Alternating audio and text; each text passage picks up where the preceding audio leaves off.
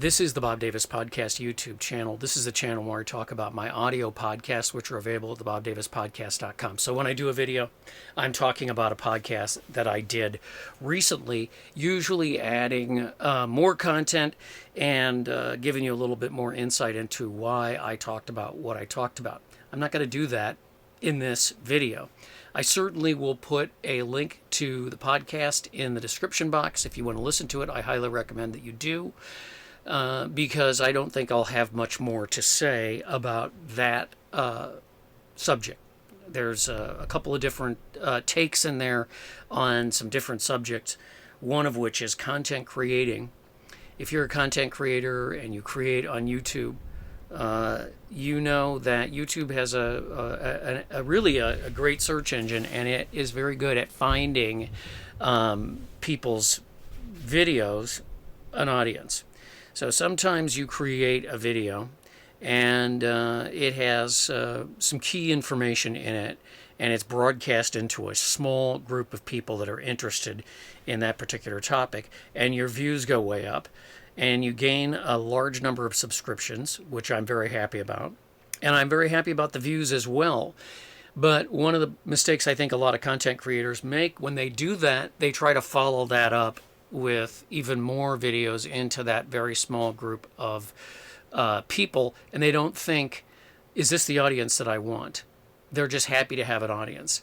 And this particular video that I did, well, it wasn't a video. Well, it was a video, actually. And that particular video that I did got probably, it probably will have close to 60,000 views by the time you see this video. But it is into a very small group of people. And I felt the need to do a podcast that talks about content creations, how I feel about comments, how I deal with comments, how I deal with political comments when I don't do politics on this channel and never will, and a little bit of discussion about the future of nomad life, which I will talk about a little bit on this particular video. I'm entitling this video "Solace and Solitude on the High Ground in Arizona" because this is the experience that a lot of us have fought for. We are in a campground. We're separated out. My friends are eighth of a mile at least away from me. I'm up on the high ground. And it's not entirely a social experience. If we want a social experience, we can have it, and I'm sure we will. If we don't, we are left to our own devices to sort of have that solitude and ability and opportunity to think while we sit out here. There's no one else out here. We're completely alone, and I will not tell where we are. One of the things that I think is different for me is there's a lot of people on YouTube creating content, and they want to share, this is where we are, this is how to get here, and boy, it's beautiful. I'm not going to do that. I think there's way too much of that. If you have a great place that you go, please, for God's sake, do not do a video about it and don't tell people, because it's going to get ruined. Don't do that. So this is Solitude and Solace, mainly because there's nobody else here. There's another guy about half a mile away, and between him, there's 3 of us here, and maybe there'll be 4 of us at some point. So this is the experience that we fought for to have, which is a very relaxing, it's very quiet, it's very far out, and it's up in the hills. And we don't want people to know where we are. So that's one of the reasons I'm in the truck, because I want to leave the physical features out there so that people don't see them. The other one is it's very hot and windy, and I've had consistent problems with equipment failing. Now, it's 101 degrees. And for people from Arizona, that's no big deal. But, and I'm not hot. I find myself, I actually do better in hot weather. The problem is the equipment really has problems. You'll probably hear at some point here my power cell, which is currently charging off the solar on the roof, will eventually kick in, and the fan will go off because it's attempting to cool off the charge controller in the box. I can't do anything about that, and it doesn't do it when it's 65 outside, but it does it when it's 100, So the equipment really struggles. My camera has been going off because it gets too hot and I don't know how long I'm going to have. Finally took it completely out of the case, and hopefully it's breathing enough that it won't quit on me.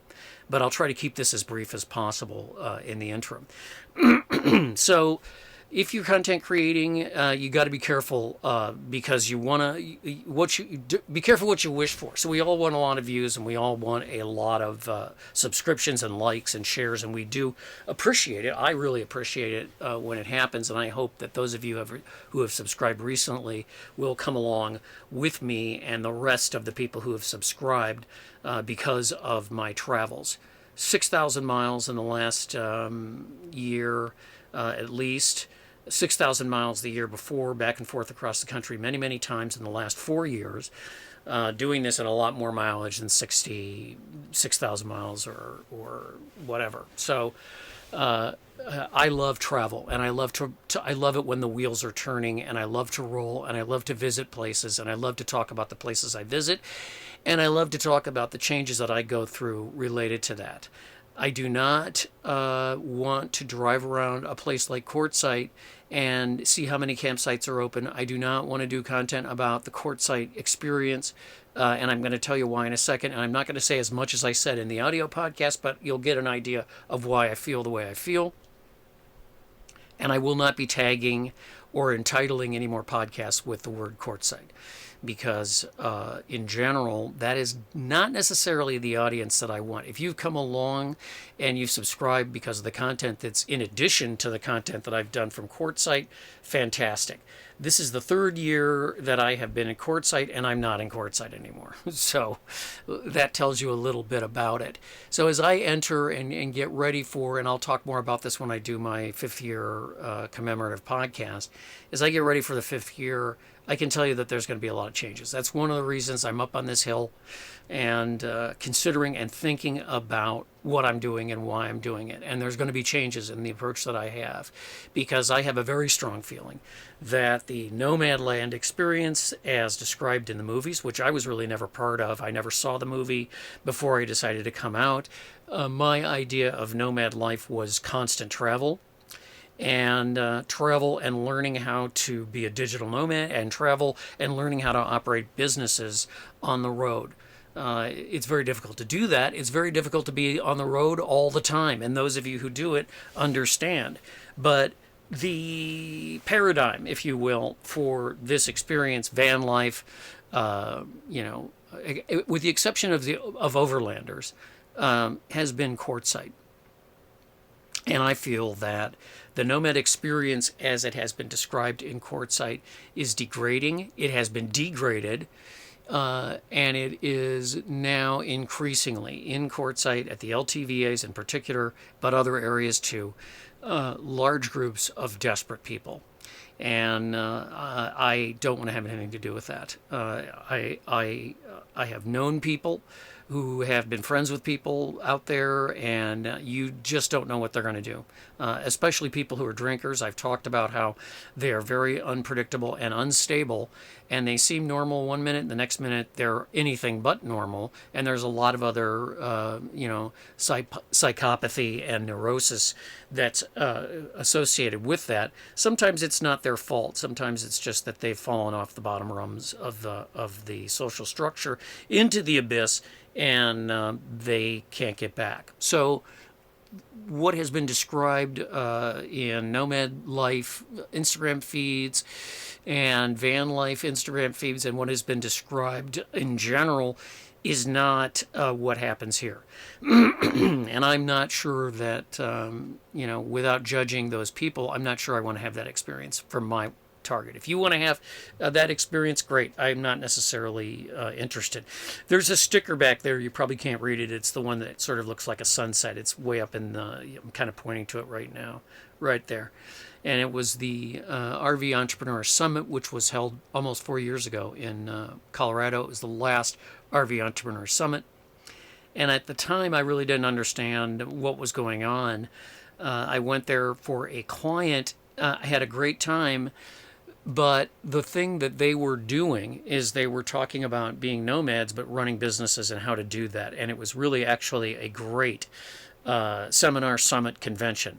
I am aware that there are other nomad groups out there that get together with more whimsy and yet more purpose, and I think have a little bit better approach to nomad life. It doesn't mean that nomad life is over, but as I've said many, many times, I think we need to develop our own infrastructure to be able to do the things that we want to do in our nomad life. For me, sitting and drinking, sitting and smoking pot, weed, whatever you want to call it, is not, you can see how long it's been since I smoked weed, it is not what I want to do. And having a social experience with people is also not what I'm interested in doing. I have to be about accomplishing something.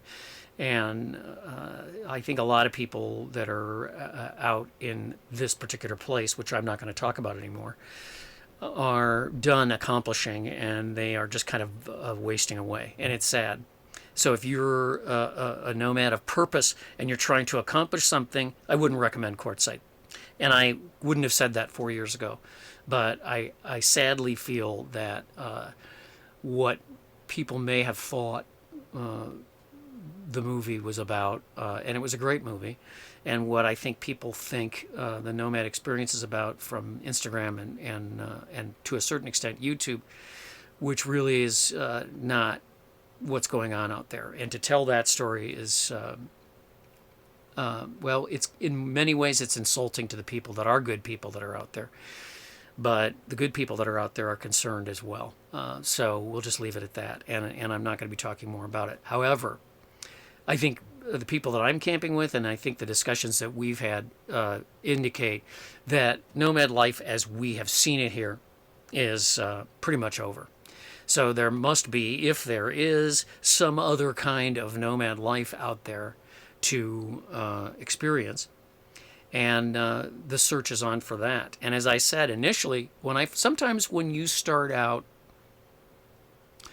the first time you catch a big fish, the first time, beginner's luck, you know.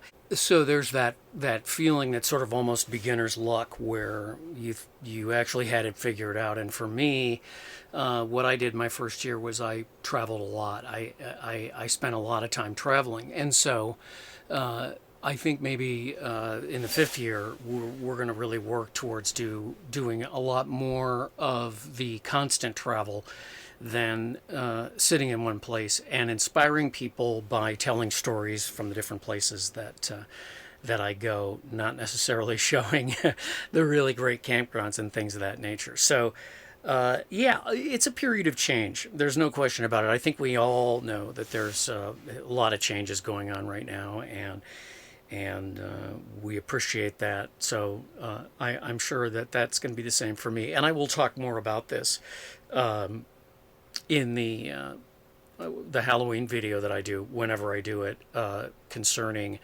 the beginning of my fifth year of nomad travel. I still love being a nomad. I still think it's a great experience. And for the right people, I do highly recommend it.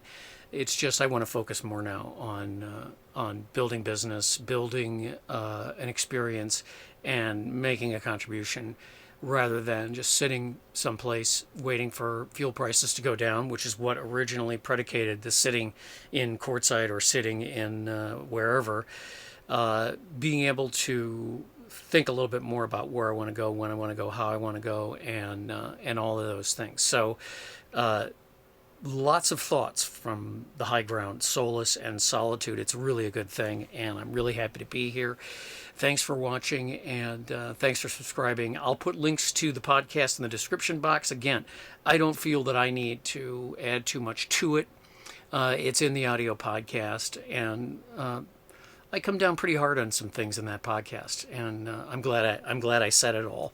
A lot on my mind along those lines, and I don't think we need to belabor it in a video. I kind of did, but I didn't get anywhere near the level of intensity that I was at in the audio podcast. So, thanks for listening. Thanks for subscribing. Thanks for liking all the things, sharing, and I'll see you next time. Bye-bye.